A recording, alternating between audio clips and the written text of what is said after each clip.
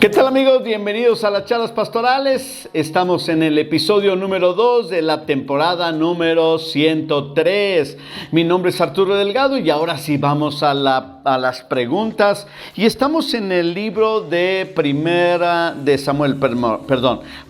libro de Samuel. Vamos a tener una sola pregunta y de aquí se va a desprender todo lo que yo quiero dejarles para sus vidas.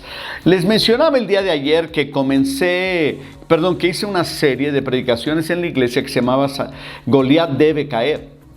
Y bueno, de alguna manera nos abocamos a la historia del enfrentamiento entre David y Goliat.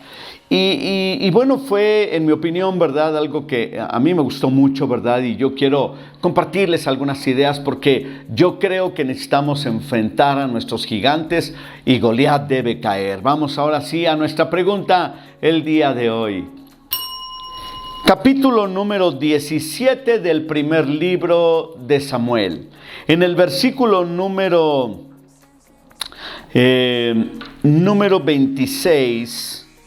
dice así: entonces habló David a los que estaban junto a él diciendo: ¿qué harán al hombre que venciere a este filisteo y quitare el oprobio de Israel?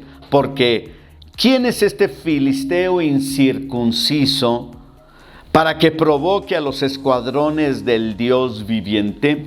Y bueno, déjeme le platico un poquito acerca de la historia. David tendría algunos 17 años, era pastor de ovejas, de las ovejas de su padre.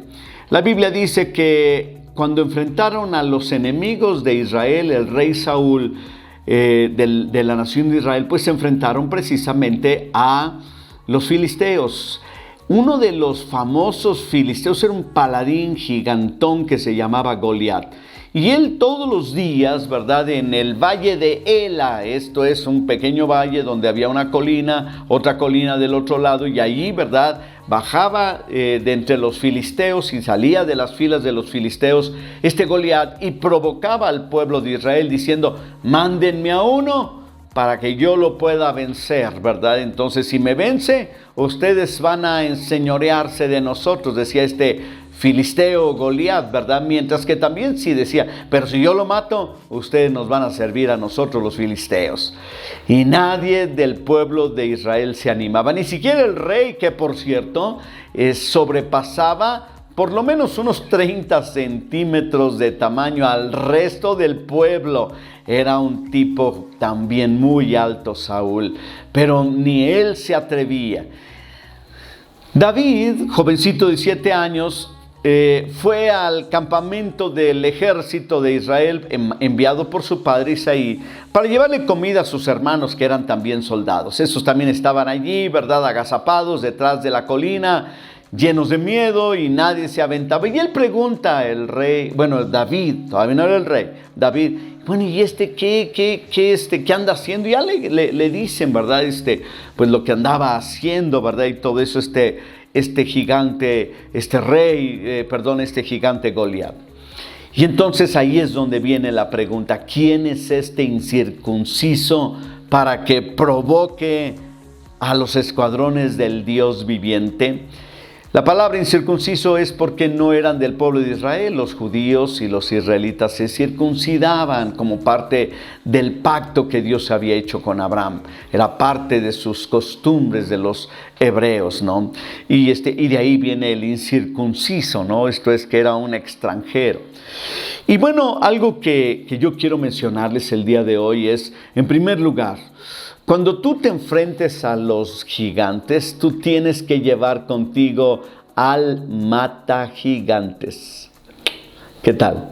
Sí, porque si tú no llevas al matagigantes, entonces los gigantes te van a torturar, ¿verdad? Van a acabar contigo, ¿verdad? Entonces, ahora, fíjense que es muy interesante esto porque los gigantes nos intimidan. A veces los gigantes no son tan gigantes, simplemente son enemigos que se han levantado, ¿no? Nuestras angustias, nuestros temores, nuestros miedos, nuestro mal carácter, tantas cosas que pueden ser nuestro propio gigante, ¿no? Y nos intimidan y nos desmoralizan. Luego viene que nos inmovilizan y finalmente nos hunden. Eso es lo que había sucedido. Yo sé que posiblemente haya personas que están perdiendo la batalla contra la drogadicción, el alcoholismo, están perdiendo su batalla en una situación de no querer separarse, pero el esposo o la esposa ya los ha dejado. Están luchando con todo eso, ¿no? Es posible que alguno está luchando por sostener su negocio, ¿verdad? En medio de todo lo que vivimos, ¿no? Entonces, son tus gigantes. ¿Qué debemos hacer o qué podemos hacer?